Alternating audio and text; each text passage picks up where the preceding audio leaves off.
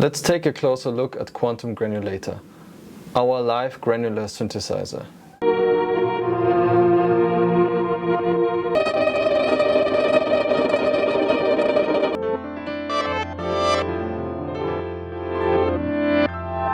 Opening up Quantum Granulator, you will see this.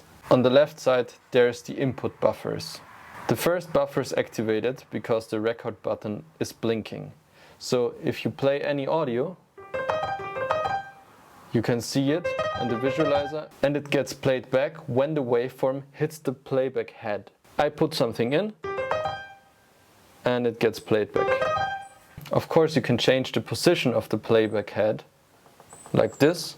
There's a second input buffer below that you can feed with a secondary input like a sidechain input. I have routed a second channel with a synthesizer in Ableton to the sidechain channel of Quantum Granulator. You can see the synthesizer is coming to the second buffer. I can now switch between the synthesizer and piano sounds using the source knob. As long as the record button on the buffers are blinking, the buffer is getting renewed all time. If you don't want this, you can turn off the buffers and the last audio that was recorded into it is being frozen. If you want to clear the buffers, there's the knife symbol. You can also set the input volume gain for each buffer individually. With the rate knob, we can set how fast new grains are being triggered. With the grain length, you can set the length of every grain. Now the grains are very short, you can hear that. If you want to get pad-like sounds, you should set a long length and high rate. If you want to get stuttery sounds, you should set a low length and low rate.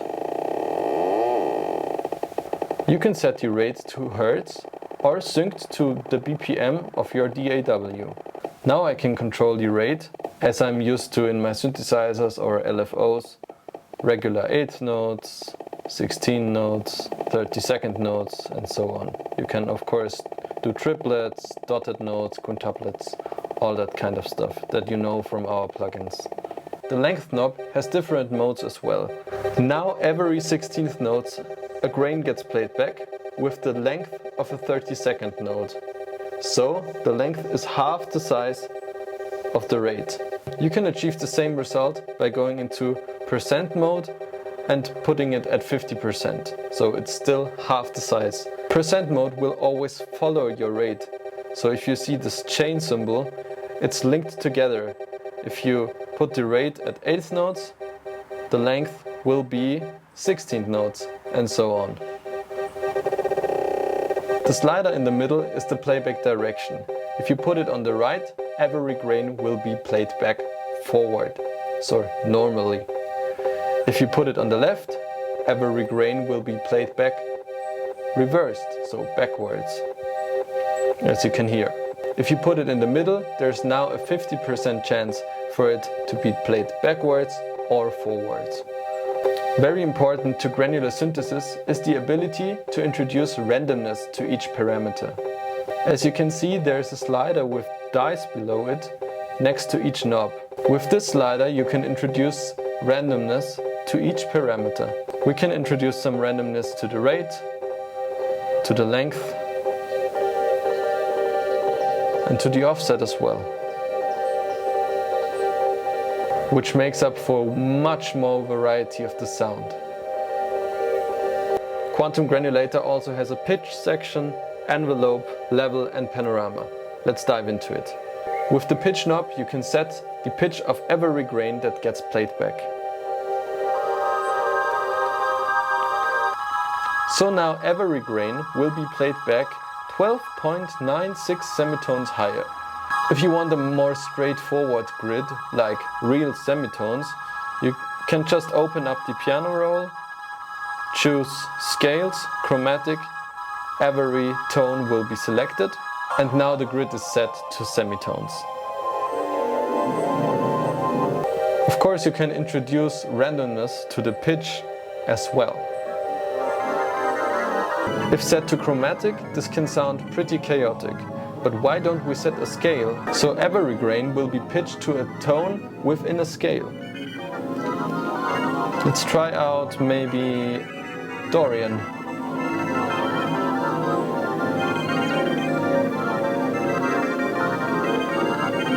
The pitch fine knob does the exact same thing, but only with a very short range of one semitone up and one semitone down. This is especially useful if you want to detune your sounds a little bit.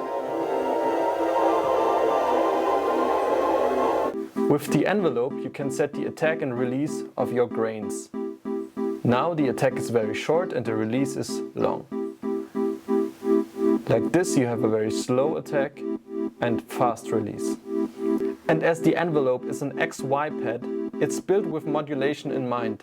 So you can, for example, use a 2D LFO to modulate the envelope controller.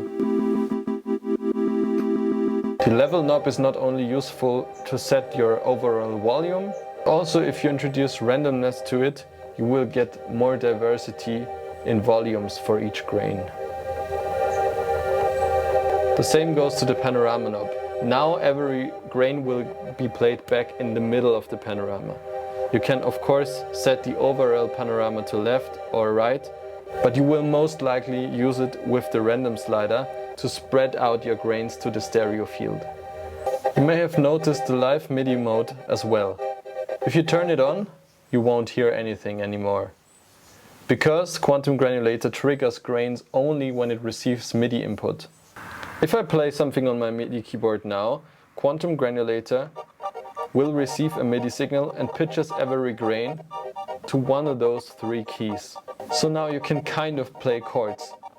But keep in mind that the original sample has a certain pitch and it will only be pitched to the other note in relation to the original pitch of the sample. So I most likely don't hear a C. Only if the original sample is exactly C, then this will be a C as well. You can use Quantum Granulator for delay-like effects, for reverb-like effects, for washy atmospheres, for very glitchy or stuttery effects. You can also make super chaotic sounds, like for example this one.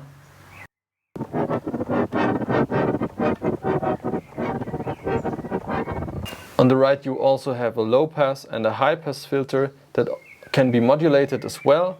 And of course our modulation system can modulate every knob and parameter that we just went through. Even parameters like turning on and off the buffer record, clearing the buffer with the knife symbol, or the input volume of the buffers can be modulated. Have fun using Quantum Granulator.